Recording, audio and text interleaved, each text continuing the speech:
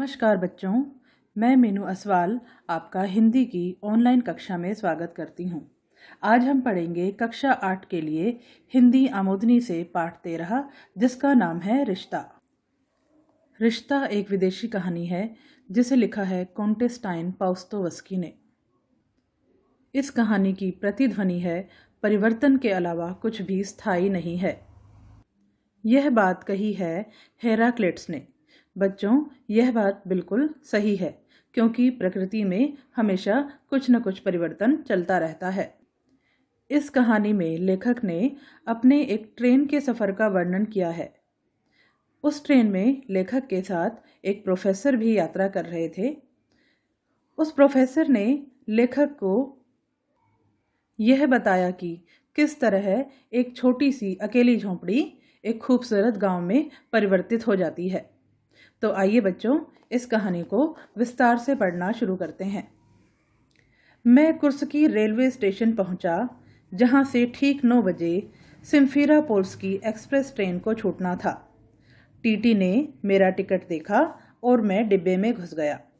वहां पहले से ही एक अधेड़ व्यक्ति, एक लड़का और एक लड़की बैठे थे।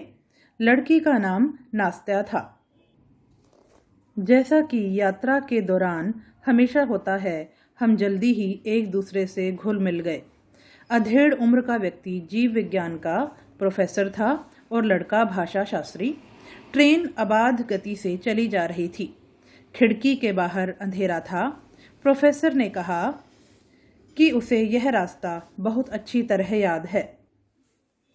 मैं साल में 2-3 बार इस रास्ते से जाता हूँ। क्यों? लड़के ने पूछा। मैं सिम्फेरोपोल का रहने वाला हूँ। वहाँ अभी भी मेरे रिश्तेदार रहते हैं। मैं कभी छुट्टियाँ बिताने तो कभी कुछ काम से वहाँ जाता रहता हूँ। कंडक्टर आया। उसने हमारे बर्थ पर बिस्तर रखा और हमें चाय पिलाई। हमने नाश्ता को भी चाय पिलाई। वह ऊपर की बर्थ पर सोने चली गई। मैं डिब्बे के गलियारे में निकल आया और जब वापस लौटा तब तक सब लोग सो चुके थे। मैंने नीले लैंप को बुझाया और सो गया। मैं सुबह जल्दी ही उठ गया। कूपे में नास्त्या और प्रोफेसर नहीं थे। नास्त्या गलियारे में खिड़की के पास खड़ी रास्ते में गुजर रहे गांवों, धीरे धीरे बहती नदियों और खेतों के ऊपर फैले नीले आसमान को निहार रही थी। प्रोफेसर भी खिड़की के बाहर देख रहे थे। आप इतनी जल्दी क्यों उठ गए? मैंने प्रोफेसर से पूछा। एक जगह छूट जाने का मुझे डर रहता है, उन्होंने जवाब दिया। रात में भी जब कभी ट्रेन इस जगह के पास से गुजरती है तो हमेशा मेरी नींद खुल जाती है और मैं खिड़की से बाहर देखने लगता हूँ। यहाँ जरूर कभी आपका अपना घर रहा होगा? मैंने पूछा। नहीं, यह जगह बिल्कुल अनजान है। मैं वहाँ कभी नहीं गया। यह एक लंबी कहानी है जो क्रांति के पहले शुरू हुई थी, जब मैं छोटा बच्चा था। मैं अपने पिता के साथ सिम्फेरोपोल से मॉस्को जा रहा था और इसी लड़की नास्त्या की तरह सारा दिन खिड़की के पास खड़ा रहा था। मैंने सूखे मैदान के बीच एक अकेली झोंपड़ी देखी थी और सोचने लगा था कि वहाँ कौन रहता है इस झोंपड़ी में। जाड़े में इसमें रहना कितना भयावह होता होगा। हर बार ट्रेन उसके पास से तेजी से गुजर जाती थी, लेकिन मैं हमेशा वहाँ कुछ न कुछ परिवर्तन देखता था।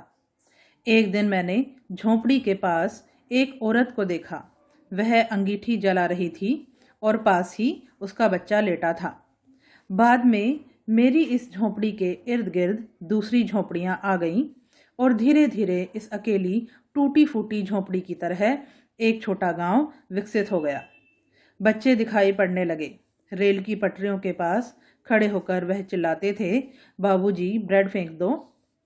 हम उन्हें ब्रेड देते थे जो बालू में गिर जाती थी। बच्चे झपटते हुए उन्हें उठाकर गांव की ओर भाग जाते थे। जब क्रांति शुरू हुई तो कई सालों तक मैंने उस गांव को नहीं देखा। अंत में जब मैंने उस गांव को देखा तो अब गांव के चारों ओर सूरजमुखी के खेत थे। उस झोंपड़ी के पास मैंने लाल स्कार्फ पहने एक लड़की देखी। बाद में हर बार मैंने यहाँ नई नई चीज़ें देखी। अंगूर के बाग, नई नई खूबसूरत झोंपड़ियाँ, हर झोंपड़ी के पास लाल और पीले फूल। एक दिन मैंने स्कूली बच्चों को देखा, वे बस्ते लिए भागे जा रहे थे। फिर बिजली घर दिखाई पड़ा। इस तरह एक गांव का जन्म हुआ। मैं बूढ़ा हो रहा था और मेरे इर्द गिर्द जिंदगी जवान। शीघ्र ही मेरा गांव आने वाला है। दूर से ही हमने बिजली घर, बागों में फूल और ताजे भुट्टे के खेत देखे। आपकी झोंपड़ी कहाँ है? मैंने प्रोफेसर से जोर से पूछा। अभी आती है, वह रही वह। झोंपड़ी के आसपास बहुत से पेड़ व फूल थे। मैंने ओवरकोट पहने और हल्का स्कार्फ बांधे एक औरत को झोंपड़ी के पास खड़े देखा। तालाब देखिए, प्रोफेसर ने मुझसे जोर से कहा। यह पहले नहीं था। सूरज की रोशनी में एक बड़ा गहरा तालाब चमक रहा था। बच्चे उसमें नहा रहे थे। यह सब कुछ जल्दी ही पीछे छूट गया। सच, प्रोफेसर ने कहा, मैं बूढ़ा हो रहा हूँ और मेरे इर्द गिर्द जिंदगी जवान हो रही है, लेकिन फिर भी मैं इस सहकारी फार्म में अवश्य जाऊंगा। मैं अपनी इस झोंपड़ी में जाऊंगा और इस महिला से कहूंगा कि मैं उसे कई सालों से जानता हूँ।